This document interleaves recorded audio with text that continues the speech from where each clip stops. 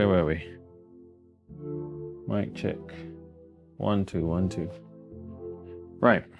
So with the Oscars, as I was saying, I think it's never been about their recognition. Like, don't get it twisted. Not even for a second. That's not what anyone is. It's not all about the Oscars. No one should make, I mean, it can be an aspiration to make a movie to win an Oscar, but really and truly, it's about the impact and the connection with the audience, and being, you know, the performances, the whole creative endeavor.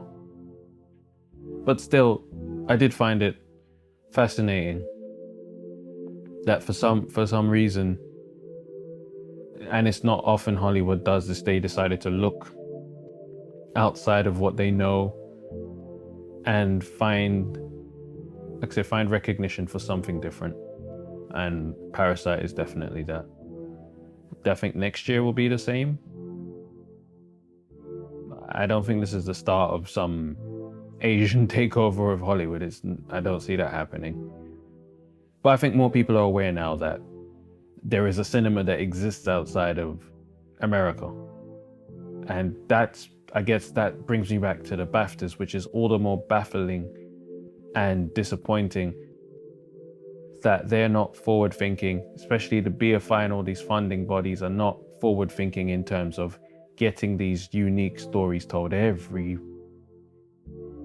not going to say the words, but yeah, every year period drama. Every year there's a period drama. Every year there's a war film. Every year there's a historical account of something.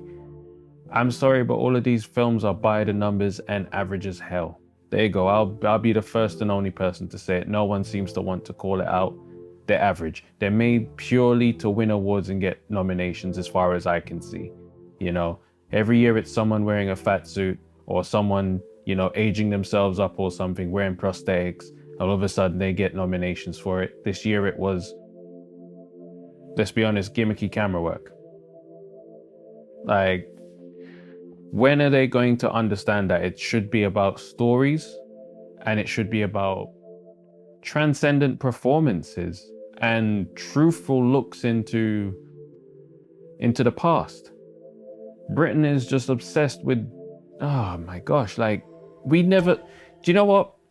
I'd like to see something like Shaka Zulu kicking the backsides of the English. Where is the period drama for that? Of course they won't show that, you know?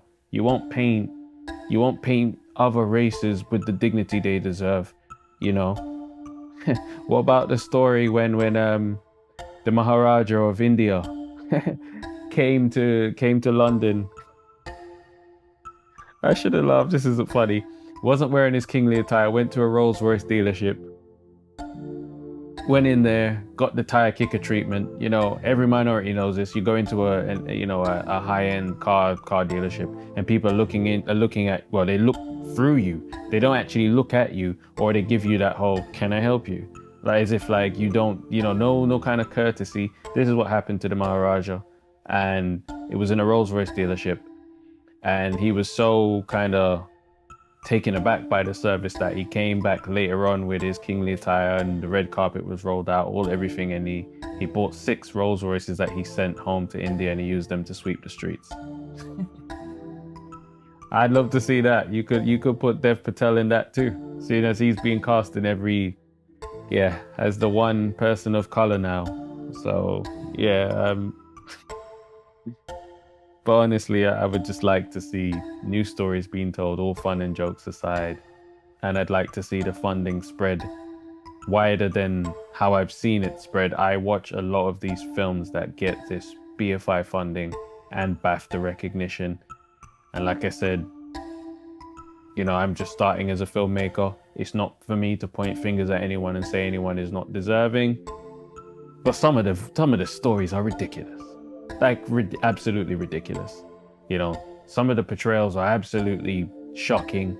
Some of what they're choosing as this, like, oh my God, it's like this really moving subject matter. It isn't. It's just like, you're sitting there and really, you know, the overwhelming feeling is, these are some white people problems, you know? They're you know, And then when you do get the minority appearances in these films, they're reduced to yes men and yes women that do absolutely, they don't have any ambitions of their own. Nobody seems to be cognizant of the circumstances in which these people exist.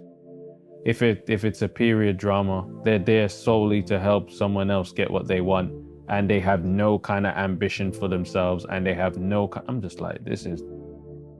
I'd like cinema to be a pleasurable experience in Britain, when it comes to British films. And like I said, for a long time, it's been anything but.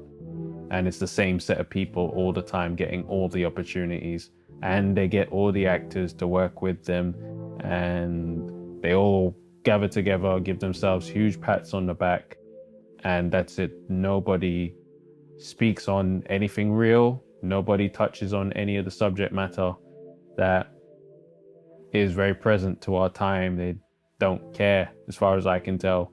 They're just, living this life of blissful ignorance.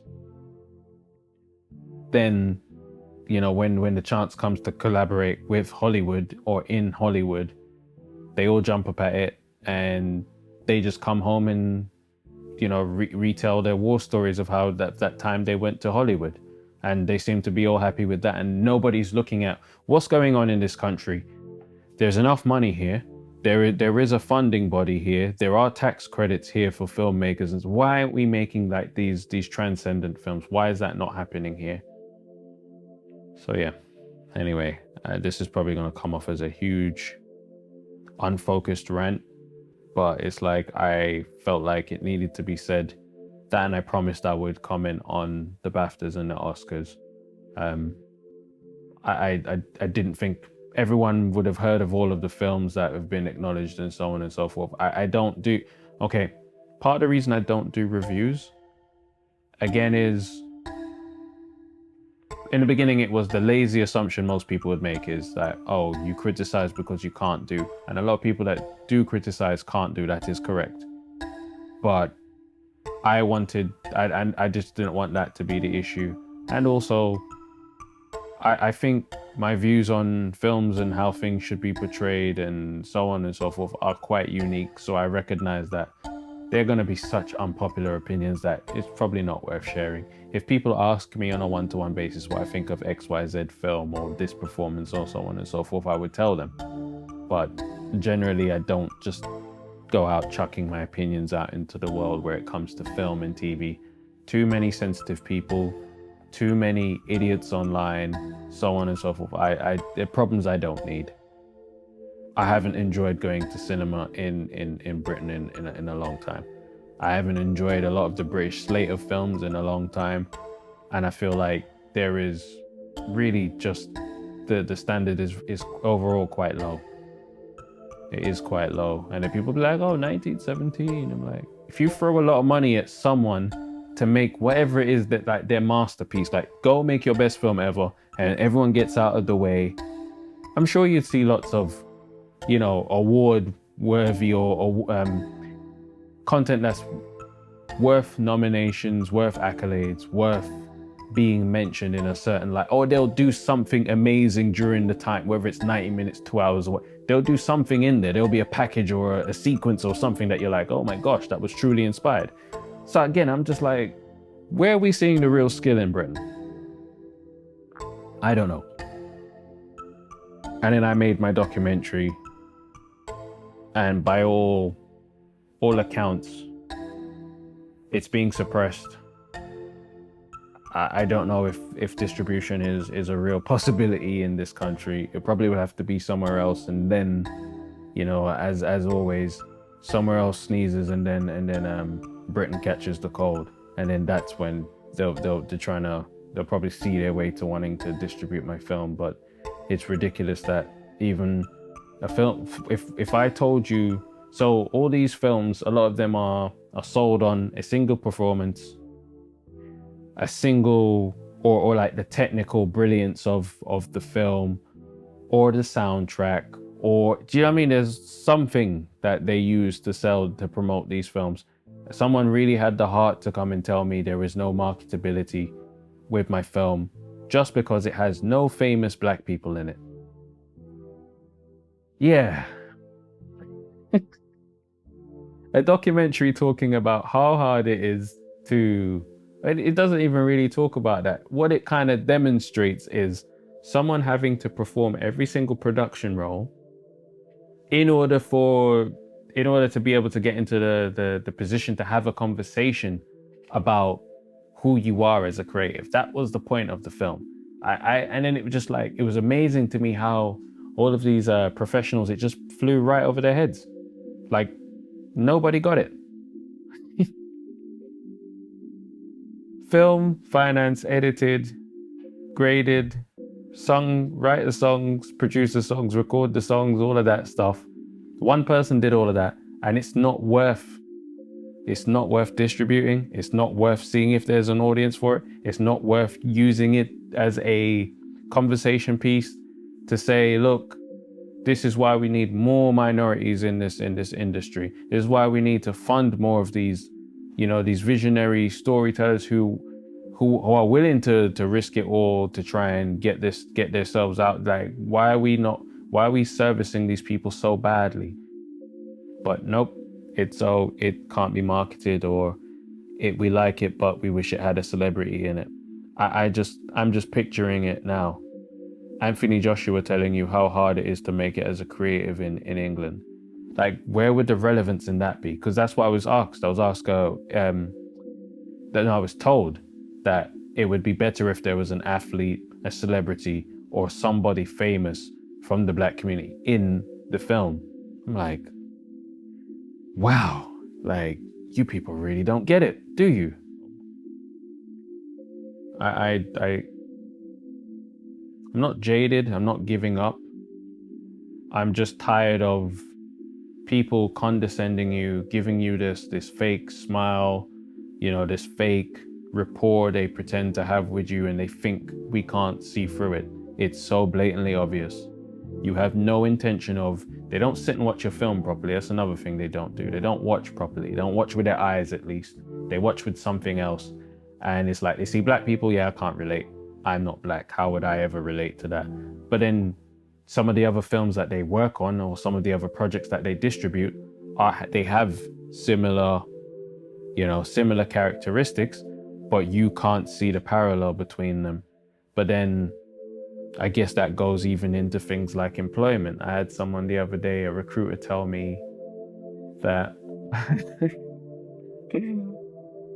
film and content production has nothing to do, that is in no way related to marketing. Like, there's no transferable skills, nothing. I was just like, is this guy for real? That's what Britain is like.